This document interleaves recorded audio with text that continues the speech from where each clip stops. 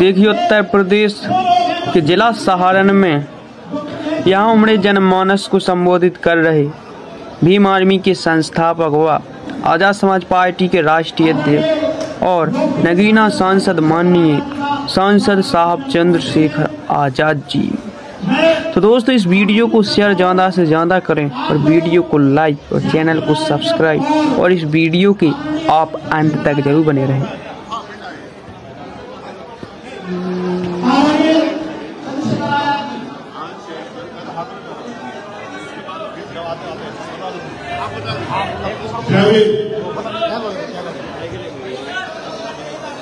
सबसे पहले तो मैं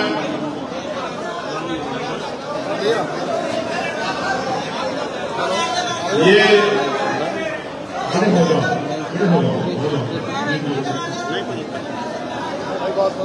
सब कुछ है सहारनपुर में, बस अनुशासन को छोड़ना। और इसीलिए क्योंकि अनुशासन की है, इसीलिए राजनीतिक रूप से ताकतवर नहीं है लोग यहाँ।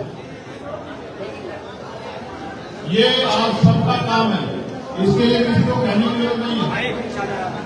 तो मैं आपसे आग्रह करूंगा, क्योंकि अभी बहुत लंबा कार्यक्रम है और पूर्व बिहार में तो जब ये बना था तब से हम लोगों का आना जाना है।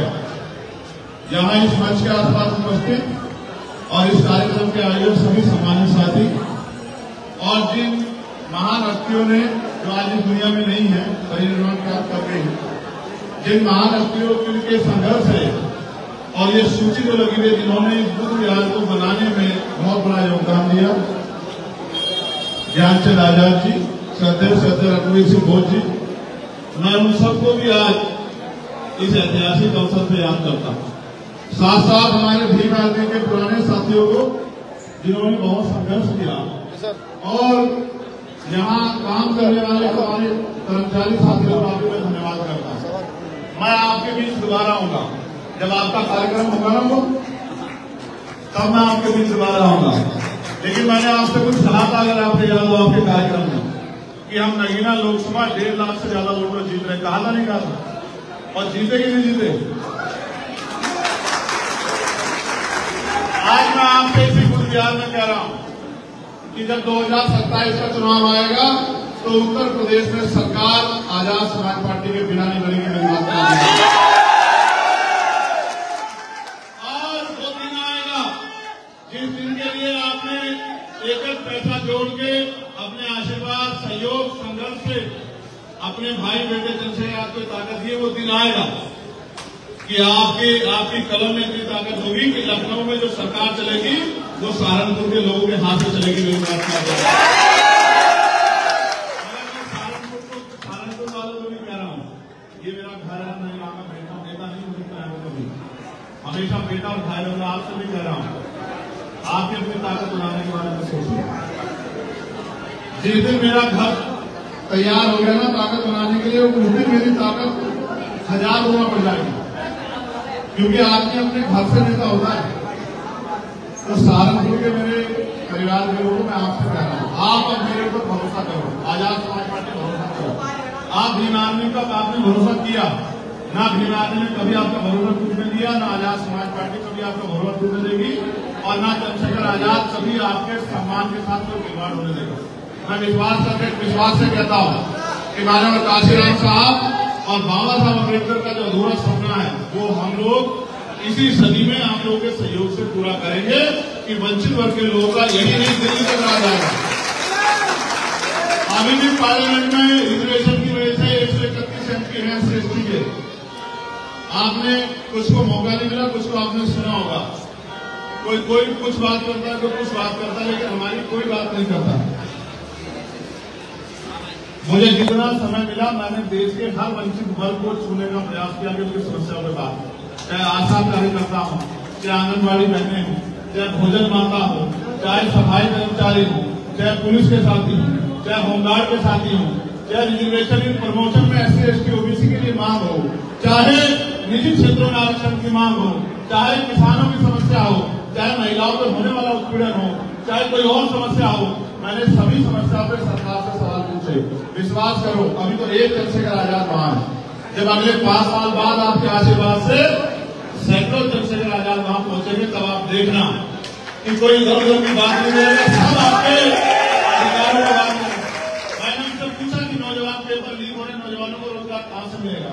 मैंने पूछा कि जब निधिकरण हो जाएगा तो सरकारी नौकरी रहेगी तो आरक्षण में हम लोग क्या करेंगे।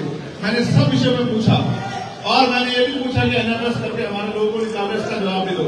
और मैंने जो मूछे रखने पे, घोड़ी पे बैठने पे, मटकी छुरी पे जो हत्या हो रही है आजाद भारत में, मैंने उसको भी पूछा। कुछ नहीं बदला है। आज भी इस जीवन में हमारे लोग मरते हैं और आज भी हमारे माए गांव में सबसे महिला उठाती है, बदला है देश में। आज भी जुर्म जाति के शिकार होते हैं। एनसीआरबी का डाटा ये कहता है कि लाखों महिलाओं का रेप हत्या होती है। ये भारत तब तक ऐतिहासिक भारत नहीं बनेगा, प्रभु भारत नहीं बनेगा, सम्राट अशोक के सपनों का भारत नहीं बनेगा, जब तक संविधान को मानने वाले असल लोग, वंचित वर्ग के वो लोग जो दर्द रखते हैं अपने दिल में, वो कुर्सियों में नहीं आके बैठेंगे। मैं आपसे आग्रह करूंगा कि अब आप अपना आशीर्वाद आजाद समाज पार्टी को दें। आपने पिछले आंदोलन को बहुत ताकत दी। अब मैं आपसे आग्रह करता हूं मेरे पढ़े लिखे समाज के लोगों, जब आजाद समाज पार्टी नामक पेड़ आपके लिए तैयार हो गया, आपको छांव देने के लिए, फल देने के लिए, आपकी सेवा करने के लिए, फूल देने के लिए, तो आप इधर उधर मत भटको। अब आप आजाद समाज पार्टी की ताकत बढ़ाओ, जिससे जुल्म भी बंद हो, नए अवसर भी पैदा हो। मेरे पढ़े लिखे नौजवान भाई बेरोजगार घूम रहे हैं। अगर आज हम ताकत में होते तो इस सबको रोजगार की व्यवस्था एक दिन में करा के दिखाता हूँ। लेकिन अभी बात आगे बढ़ेगी और लड़ाई आगे बढ़ेगी। और मैं जो साथी हमारे साथ चल रहे हैं उनसे आग्रह करके कहूंगा, अनुशासित होकर अपने कार्यक्रम को पूरा करो। अनुशासित हो। तुम्हें कोई दूसरा कहे, पुलिस का साथी कोई भी इधर हो जाओ तो ये मुझे अच्छा नहीं लगता। तुम वो लोग हो जिनके कंधों पे भीम आर्मी के आंदोलन के जरिए जिनके कंधों पे जिम्मेदारी, तो भीम आर्मी का एक एक सिपाही अपने आप में वो एक वॉलंटियर भी है, वो एक मिशन के सिपाही के साथ साथ समाज का सिपाही भी है, वो देश का सिपाही भी है, वो भी सड़क पर दिखना चाहिए। ठीक है। अब मैं आपसे आग्रह करूंगा क्योंकि लंबा सफर है अभी और अंधेरा हो जाएगा, आप फोटो के चक्कर में आज मत पड़ो। असली फोटो जो है, इस फोटो में कुछ नहीं रखा, असली फोटो जो बाबा साहब अम्बेडकर के विचारों की संविधान है, उसको लागू कराने के लिए राष्ट्रीय शक्ति बनाओ। और मैं तो एक ही बात को मानता हूं, जो माननीय काशीराम साहब ने कही कि तमन्ना अगर सच्ची हो तो रास्ते हजार होते हैं, तमन्ना अगर झूठी हो तो बहाने हजार होते हैं। हम पे तमन्ना सच्ची है क्योंकि हम अपने लोगों को दर्द में नहीं देख पा रहे।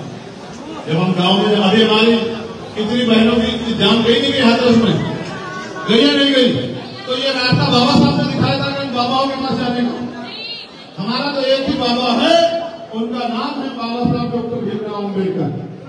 जब हम बाबा साहब भीमराव अम्बेडकर के रास्ते में चलेंगे तो हम मरेंगे नहीं, मिल जाते हैं। इसलिए आपसे कह रहा हूँ। और इसमें प्रशासन का, पुलिस का भी फेलियर है। मैं गया था सुप्रीम ट्रांसलेशन में, गुरु जी 10 पुलिस वाले नहीं थे वहां। मैंने उस दिन कहा था कि कोई बड़ी घटना घट सकती है क्योंकि उसमें कोई नेता नहीं गया, इतना बड़ा कोई वीआईपी नहीं गया, तो पुलिस के लोगों, एडमिनिस्ट्रेटिव के लोगों ने परवाह नहीं की। उन्होंने गरीब लोग मरना तो क्या फर्क पड़ता है। अगर कोई नेता होता, पैसे वाला होता तो वहां सारी जांच चौबंद होती। लेकिन गरीब घर के लोग हैं, अपनी बीमारी से ठीक होने के लिए, गरीबी बेबसी से बचने के लिए, घर की पीड़ाओं को दूर करने के लिए चले गए बाबा के पास कि बाबा सुधार करेंगे। बाबा तो अपनी जान नहीं बचा पाएंगे, समझे नहीं समझे। बाबा साहब का संविधान तो जान बचाता है, बाबा का मंत्र नहीं बजाता। अगर बाबा का मंत्र बजाता तो इतने लोगों की जान नहीं जाती। तो इसलिए फिर कह रहा हूं, आजादी से पहले जब संविधान में अधिकार नहीं था तब महिलाओं शोषित जीवन जीती थी। अब तो मैं जियो, अब तो महिलाओं को बराबर का अधिकार है। महिला प्रधानमंत्री भी बन गई, मुख्यमंत्री भी, राष्ट्रपति भी बन गई। अब तो जागो और महिलाओं को नेतृत्व करना चाहिए। इसी बातों के साथ मैं आपका स्वागत अभिनंदन करता हूँ, धन्यवाद देता हूँ।